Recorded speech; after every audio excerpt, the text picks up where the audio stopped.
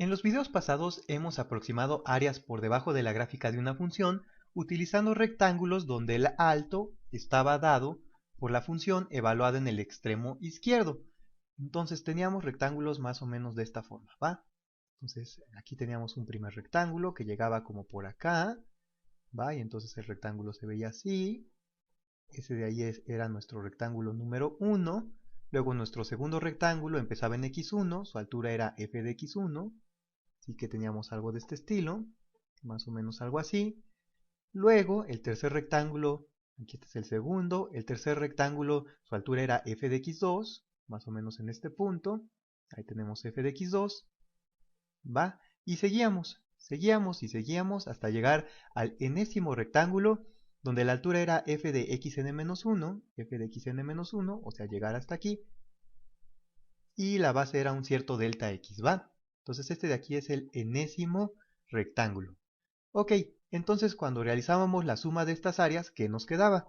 Pues la aproximación nos quedaba la suma desde i igual a 1 hasta n. Esto lo que indicaba era que nos fuéramos moviendo en cada uno de los rectángulos, desde el primero hasta el enésimo. ¿De qué cosa? Pues de las áreas de estos rectángulos. Y el área estaba dada por la altura que era f de x y menos 1 multiplicada por un delta x. Aquí f de x y menos 1 hace que corresponda con lo que queremos, ¿verdad? Si y es 1, nos queda el primer rectángulo y queda f de x0. Si y es 2, es el segundo rectángulo, queda f de x1. Y así, si llegamos hasta n, el enésimo rectángulo tiene altura f de x n-1. Entonces esas son las alturas, y esto de acá, el delta x, era el largo. Y como estábamos suponiendo que todos los rectángulos tenían el mismo largo, ese largo lo podíamos calcular considerando la longitud del intervalo, que era b menos a, y dividiendo entre la cantidad de rectángulos, que era n. Muy bien, entonces esto de acá nos da una aproximación. Sin embargo, debes estar pensando que no es la única forma de aproximar el área. Y sí, tienes toda la razón. En realidad podemos aproximar evaluando la función no en el extremo izquierdo, sino en el derecho, o en el punto medio, o incluso podemos utilizar otra figura geométrica. Entonces vamos a ver eso en estas otras figuras, en estas otras gráficas de por acá, ¿vale? Vamos a esta de acá, a la de la derecha, y vamos a pensar que aquí los rectángulos, la altura está dada por f, por la función, evaluada en el extremo derecho. Entonces ahora nuestro primer rectángulo tendría esta altura, ¿va? Tendría esta altura de acá. Entonces ahora sería un rectángulo un poco más chaparrito que antes. Ese de ahí sería el primer rectángulo. El segundo rectángulo ahora tendría esta altura de acá, esta, ¿verdad? F evaluada en x2, déjalo indico, es f en x2. Este de acá sería f en x1. Creo que esto no se ve mucho, pero bueno, se ve la idea, ¿verdad? Y así vamos a continuar hasta el enésimo rectángulo. Y ahora la altura estaría dada por f de xn, ¿sí? Entonces este de acá sería el enésimo rectángulo. Muy bien. Ahora, ¿cómo nos quedaría nuestra aproximación? ¿Cómo quedaría la suma? Pues una vez más va a ser la suma. Otra vez tenemos que movernos por n rectángulos, entonces vamos desde i igual a 1 hasta n, vamos recorriendo todos, del área. Y ahora, ¿cuál es la altura? Pues la altura ahora, digamos, para el primer rectángulo es f de x1, para el segundo es f de x2, entonces ahora nos quedaría f de xy multiplicado por el largo, que es delta x. Este delta x es el mismísimo delta x que antes, ¿sí? Eso no ha cambiado. Lo que sí cambia, la diferencia con el anterior, es que antes la altura estaba dada por f en el extremo izquierdo, pero ahora la altura está dada por f en el extremo derecho, ¿vale? Muy bien. Ahora, ¿qué tal que no queremos aproximar utilizando la función evaluada en los extremos, sino que queremos evaluar la función en el punto medio? Vamos a ver cómo nos quedarían las cuentitas pasando a esta figura de acá. Entonces ahora el rectángulo pues sí va a tener esta base, pero su altura no va a estar dada ni por la función evaluada aquí ni acá, sino en el punto medio, ¿va? En este punto medio de acá. ¿Y cuánto vale este punto medio? Pues es la mitad entre x0 y x1, o sea sería x0 más x1 entre 2. Entonces la altura la trazamos así, vemos hasta dónde llegamos. Este punto de acá es f de x0 más x1 entre 2 y por tanto el rectángulo se vería más o menos así, ¿sí? Ahí va. Aquí que me quede un poco más como rectángulo. Entonces ahí tendríamos el primer rectángulo, ¿va? El rectángulo número 1. De modo similar, aquí tomaríamos el punto medio, subimos, llegamos hasta la función evaluada ahí, y esta sería la altura del rectángulo número 2.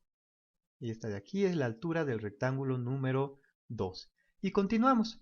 Continuamos hasta el enésimo rectángulo, donde una vez más pues tiene esta base, ¿verdad? De xn-1 a xn, pero ahora la altura llega aquí, ¿va? A la función evaluada en el punto medio. Entonces llega aquí.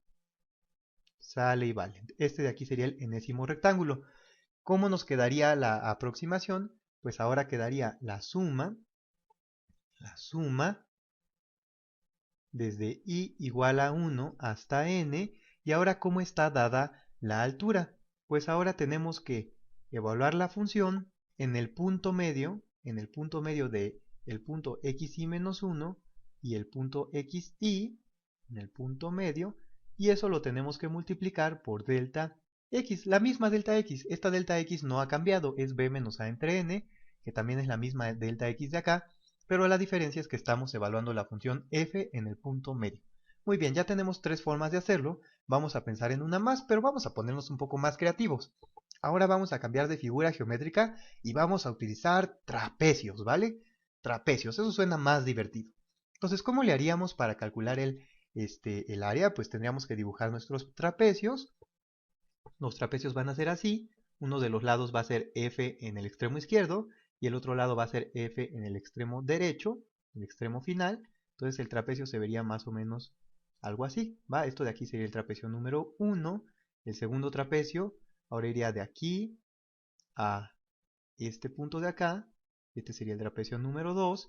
Y así seguimos y seguimos hasta acá, ¿sí? Hasta acá que tendríamos el enésimo trapecio. Uno de los lados es f de xn-1 y el otro es f de xn. Y esos son los lados paralelos. Este es el enésimo trapecio. Muy bien, ¿cómo le hacemos para calcular el área de este trapecio? Pues vamos a acordarnos cómo se calcula el área de un trapecio en general, ¿vale? Entonces mira, este punto de acá es f de x1 y este punto de acá es f de x2, f de x2. Y para calcular el área de un trapecio tenemos que promediar sus lados paralelos y multiplicar por la distancia que los separa, ¿va? Entonces, por ejemplo, para este primer trapecio, este que voy a sombrear, su área sería promediar sus dos lados, sería f de x1 más f de x2 dividido entre 2, ese es el promedio de los lados y hay que multiplicarlo por la distancia que los separa. En este caso sería delta de x. Muy bien, este es el área del primer trapecio, ¿verdad? Nada más este de acá. Entonces, ¿cómo le haríamos para obtener nuestra aproximación? Pues sumamos todas las áreas y por lo tanto nos quedaría la suma desde i igual a 1 hasta n. Entonces hay que promediar los dos valores de la función, la de f de xi.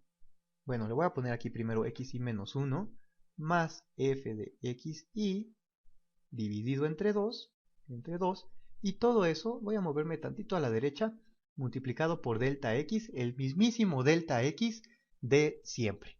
Sale y vale. Entonces quería mostrarte estas cuatro formas para acostumbrarnos a que hay varias formas en las cuales podemos aproximar el área por debajo de una integral. Estas puede que las veas en tus libros y de hecho puede ser que veas estos símbolos de acá, que parecen símbolos algebraicos sin mucho sentido. Entonces lo que quiero que te quede además de las cuatro formas de hacerlo es que estos símbolos algebraicos representan algo en el fondo, representan una aproximación utilizando rectángulos o trapecios. Este es con el extremo izquierdo, ¿verdad? Con la altura dada por el extremo izquierdo, esta con la altura dada por el extremo derecho, esta con el punto medio y esta de acá es una aproximación utilizando trapecios.